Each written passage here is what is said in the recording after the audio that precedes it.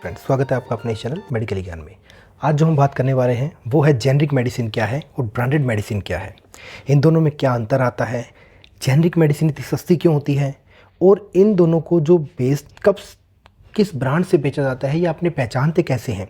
और सबसे बड़ा क्वेश्चन ये आता है कि क्या दोनों ये दवाइयाँ जो होती है, जेनरिक और ब्रांडेड मेडिसिन होती है, ये दोनों एक जैसा ही काम करती है या नहीं करती है।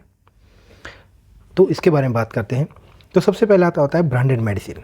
एक मेडिसिन क्या होती है सबसे पहले तो देखिए, एक कंपनी फार्मास्यूटिकल जो दवाइयाँ बनाती है वो काफ़ी रिसर्च करती है, उसके बाद एक उनको शाल्ट मिलता है, किसी मेडिसिन का शाल्ट मिल जाता है।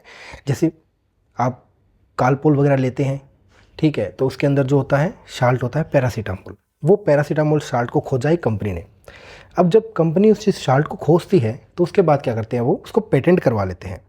पेटेंट करवाने का मतलब है कि वो सिर्फ वही कंपनी उसको मैन्युफैक्चरिंग कर सकेगी। ये तो होता है एक ब्रांड के द्वारा किसी दवाई को बनाना। अब जो वो बेचेगी दवाई अपने ब्रांड और लेबल नाम से, वो होती है एक ब्रांडेड मेडिसिन। और अगर इसे सीधा शाल्ट के रूप में ही बेचा जाए तो वो होता है जेनरिक मेडिसिन। अब दूसरा सवाल आता है कि सस्ती क्यों होती है।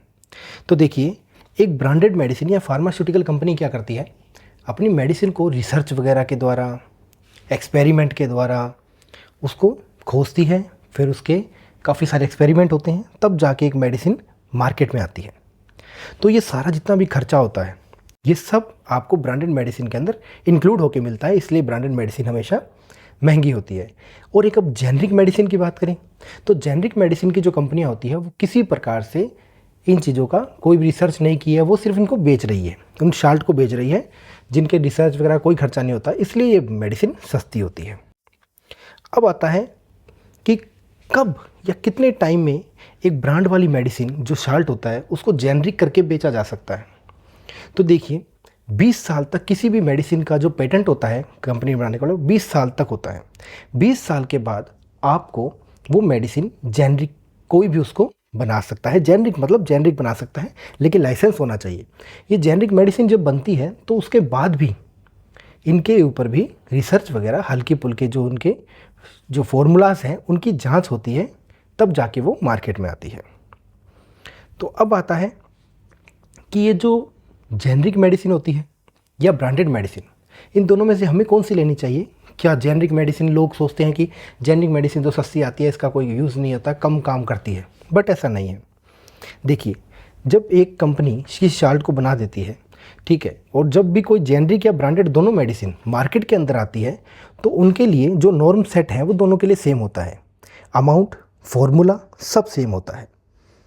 उसकी पहले जांच होती है, फिर ही वो मार्केट में आती है। तो ये आपको जानना होगा कि दोनों में कोई अंतर नहीं होता है, मोस्टली आपको ये सेम दिखाई देती है। गवर्नमेंट के द्वारा भी जन औषधि केंद्र बनाए जाते हैं जहाँ पर आपको जेनरिक मेडिसिन 90% तक कम रेटों में मिलती है।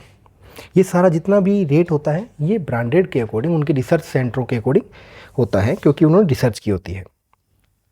अब एक क्वेश्चन आता है कि दोनों को ले सकते हैं नहीं ले सकते। तो आपका अगर डॉक्टर लिखता है तो आप उस शाल्ट को जेनरिक के अंदर भी ले सकते हैं, कोई डाउट नहीं है। ये रेट का डिफरेंस सिर्फ ब्रांड और उसके अंदर पब्लिसिटी वगैरह में, रिसर्च वगैरह में ही होता है, अदरवाइज़ इसमें कोई फ़र्क नहीं होता है। तो ये आज हमारा छोटा सा वीडियो था जेनरिक और ब्रांडेड मेडिसिन को लेकर। आशा करते हैं आपके सारे डाउट क्लियर हो गए होंगे। अगर कोई भी डाउट हो तो आप हमें कमेंट कर सकते हैं, और वीडियो अच्छा लगे तो शेयर कीजिए, लाइक और सब्सक्राइब कीजिए। Thank you very much.